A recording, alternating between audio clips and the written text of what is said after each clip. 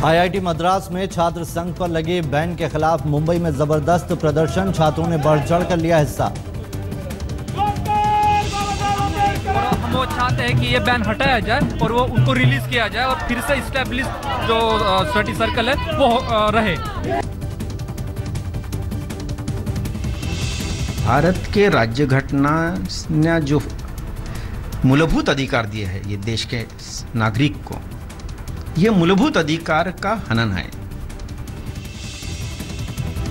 Mumbai police की वर्दी फिर हुई दागदार, ड्रग्स क्वीन बेबी पाटनकर की मदद करने और ड्रग्स धंधे से जुड़े होने के आरोप में 5 पुलिस अधिकारी गिरफ्तार। सभी आरोपी अधिकारी एंटी नार्कोटिक्स विभाग में थे तैनात। 5 आरोपी पुलिस अधिकारियों पर म्याऊं म्याऊं ड्रग्स यानी कि एमडी ड्रग्स के बड़े सौदागर होने का आरोप कोर्ट ने 4 जून तक पुलिस हिरासत में भेजा।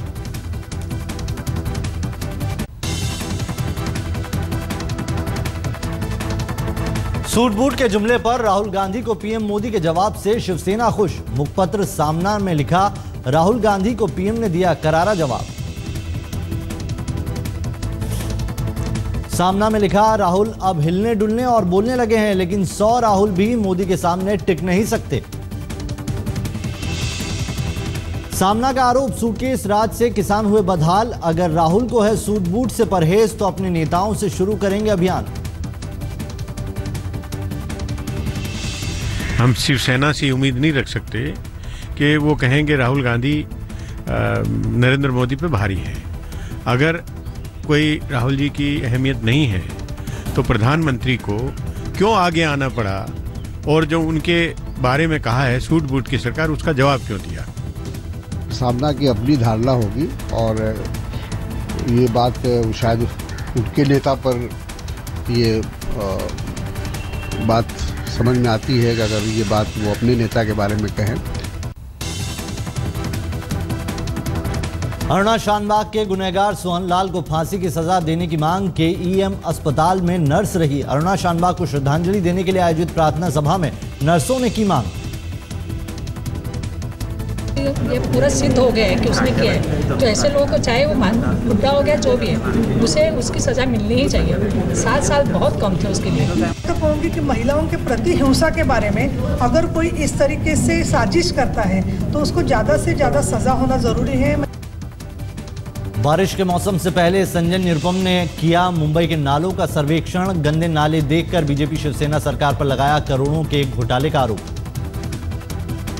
पूरी की पूरी मुंबई शहर को, मुंबई के नागरिकों को शिवसेना ने, बीजेपी ने, मनपा ने भगवान भरोसे छोड़ दिया है। हम भगवान से प्रार्थना करते हैं कि आने वाले बारिश के दिनों में हम सबकी रक्षा करना, मुंबई के नागरिकों की रक्षा करना।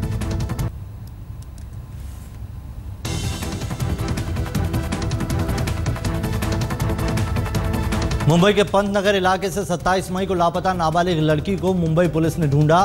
सीसीटीवी फुटेज की मदद से अपहर्ताओं को भी धर दबोचा। और उन्होंने शायद उस वक्त अपना जो व्हाट्सएप का क्लिप देख के या फोटोग्राफ देख के तुरंत वेरीफाई कर लिया और उनको जब पता चला ये हुआ तो उन्होंने उसको अपने ताबे में लिया और जीआरपी जो रेलवे पुलिस है उनके सुपुर्द कर दिया। नासिक में पूरी तरह बंद हुए 2 टोल प्लाजा। एक टोल प्लाजा पर 4 व्हीलर वाहनों को टोल में मिली छूट। अंडमान के सेल्यूलर जेल में फिर लगाई जाएगी सावरकर की स्मृति पट्टिका। शिवसेना सांसद राहुल शिवाले का दावा, 4 जुलाई को फिर से लगेगी सावरकर की स्मृति पट्टिका।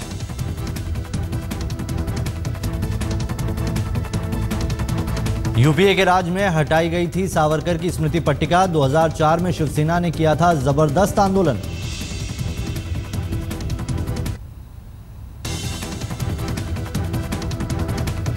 बीसीसीआई सलाहकार समिति का ऐलान, सचिन तेंदुलकर, सौरव गांगुली और वीवीएस लक्ष्मण सलाहकार समिति में शामिल।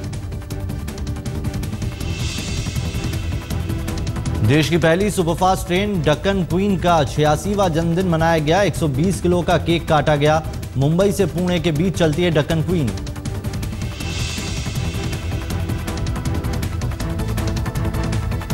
रिजर्व बैंक कल करेगा नई क्रेडिट पॉलिसी का ऐलान। ब्याज दर में हो सकती है कटौती। लोन पर ब्याज चुकाने वालों को मिल सकता है फायदा।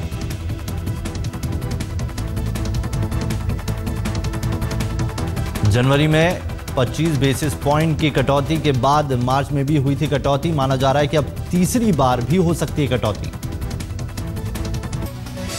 नमस्कार, आप देख रहे हैं मुंबई मेट्रो, आपके साथ मैं हूं नवेद और मुंबई मेट्रो का वक्त है। लेकिन उससे पहले एक बड़ी खबर आ रही है जिससे रूबरू करा दें आपको। सीवीसी और सीआईसी पर हुई बैठक में नामों का फैसला तो हो गया था, लेकिन अब नाम सामने आ गए हैं। वो नाम इस तरह से है: विजय शर्मा नए मुख्य सूचना आयुक्त बनेंगे और पूर्व सीबीडीडी अध्यक्ष केवी चौधरी को केंद्रीय सतर्कता आयुक्त यानी कि सीवीसी बनाया गया है। तो बड़ी खबर इस वक्त की। और मंजीत नेगी हमारे संवाददाता इस खबर पर हमारे साथ जुड़ गए हैं। मंजीत, नाम आ गए सामने, विजय शर्मा मुख्य सूचना आयुक्त होने जा रहे हैं। देखिए नवेद, आज शाम को 5 बजे बैठक हुई थी प्रधानमंत्री के घर पर 7RCR में, जिसमें प्रधानमंत्री के अलावा कांग्रेस नेता मल्लिकार्जुन खड़गे मौजूद थे। और ये दूसरी बैठक थी इसी पिछले हफ्ते भर के अंदर, और ये इस बैठक में इन 2 नामों पर सहमति बनी। हालांकि काफी बड़ी संख्या थी। अगर सीवीसी की बात की जाए तो 100 से ज्यादा नाम इस दौड़ में थे। पूर्व IAS अधिकारी, IPS अधिकारियों के नाम थे, और उसके अलावा 150 से ज्यादा नाम CIC के लिए थे। लेकिन जिन नामों पर सहमति बन पाई है, खासतौर से कांग्रेस के जो इन नामों को लेकर ऑब्जेक्शन है, उसके बाद अगर सीवीसी की बात की जाए तो केवी चौधरी, जो कि CBDT के पूर्व चेयरमैन हैं और जो कि एक कमेटी बनाई गई थी ब्लैक मनी को लेकर, उसमें ये सदस्य थे, उनके नाम पर सहमति बन पाई है सीवीसी को लेकर। और इसके अलावा CIC की बात की जाए तो विजय शर्मा, जो कि वर्तमान में अभी तक इंफॉर्मेशन कमिश्नर हैं CIC में, उनके नाम पर मुख्य चीफ इंफॉर्मेशन कमिश्नर की सहमति बन पाई है।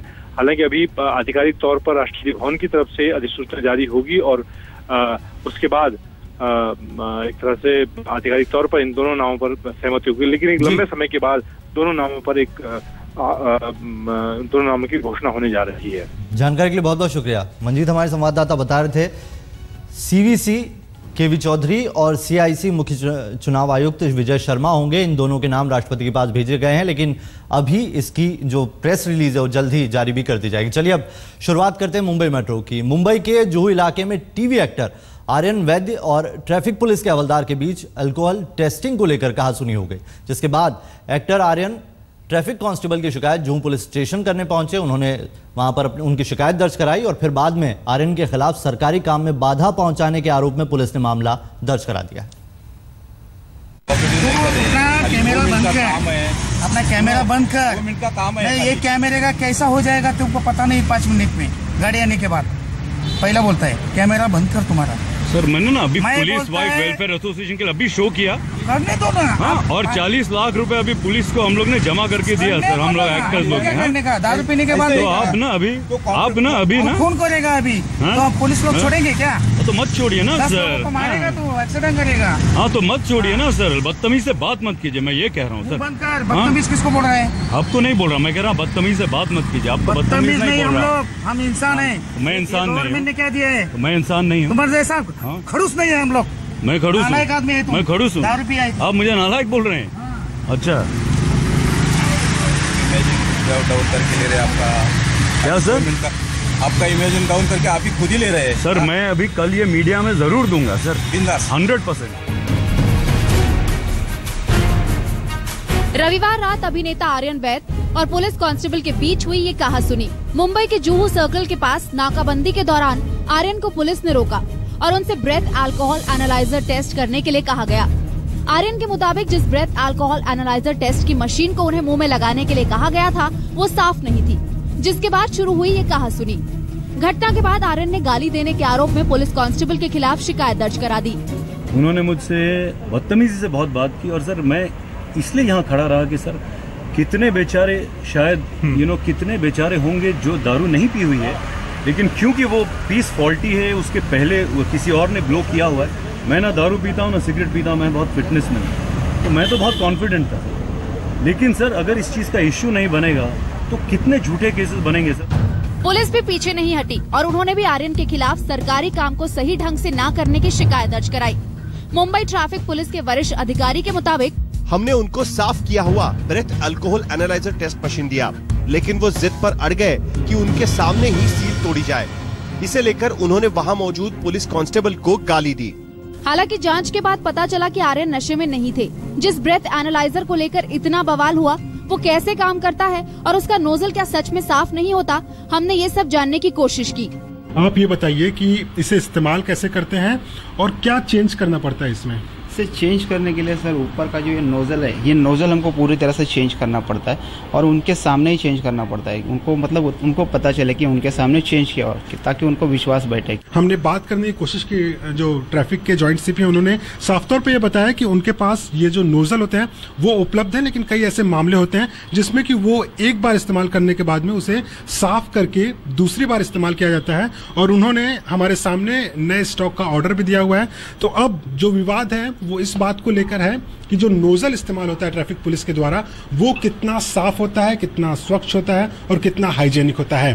कैमरामैन स्वप्निल के साथ मुनीश पांडे, मुंबई। केम अस्पताल में नर्स रही अरुणा शानबाग को श्रद्धांजलि देने के लिए अस्पताल में एक खास प्रार्थना सभा का आयोजन किया गया। इसमें अस्पताल की सभी नर्स और डॉक्टर्स शामिल हुए। सभी ने अरुणा को याद किया और यहाँ एक मांग जोर पकड़ती दिखाई दी कि अरुणा के गुनहगार सोहनलाल वाल्मीकि को फांसी की सजा दी जाए। अरुणा के गुनहगार को हो फांसी, सोहनलाल को मौत की सजा की मांग। अरुणा के जाने के बाद भी इंसाफ की जंग जारी।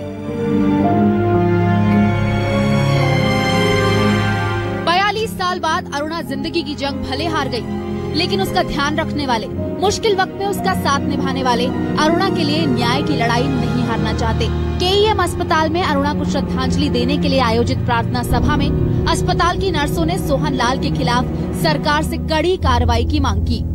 फांसी होनी चाहिए उसको, क्योंकि उसने इतना 42 इयर्स ऐसा ही लाइफ बर्बाद कर दिया है उसका, तो उसको फांसी होना, वो आराम से रह गया, कुछ एविडेंस नहीं है करके, लेकिन भोगत सिर्फ उसने अरुणा जी ने भोगता है सब। या तो तड़पाया जाए या उसे फांसी हो जाए। फांसी होना भी एक्चुअली देखा जाए तो एक तरह से कुछ फांसी दिया छूट जाएगा। उसे ऐसी सजा होनी चाहिए कि वो भी कम से कम थोड़े जितने साल जिए उतने साल तड़पे, उसे सहन पता लगे कि सहन करना, तड़पना कैसा होता है। उत्तर प्रदेश के एक गांव में गुजर बसर करने वाले अरुणा के गुनहगार सोहनलाल को अपने किए पर कोई पछतावा नहीं।